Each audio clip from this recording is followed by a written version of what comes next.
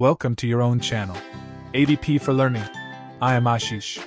Today, we are continuing our journey of learning. The topic for today is syndrome. That is, do you know what is syndrome? A syndrome, as related to genetics, is a group of traits or conditions that tend to occur together and characterize a recognizable disease. Some syndromes have a genetic cause. Syndrome is a collection of distinctive features that tend to manifest in groups of individuals with the same disease. For example, Marfan syndrome shows features in 3 bodily systems: in the skeleton, in the heart, and in the eyes. Not everyone with Marfan syndrome will show the same exact set of features, but they will tend to cluster in these 3 areas. Other examples of well-known genetic syndromes are Down syndrome, Klinefelter syndrome, and Fragile X syndrome.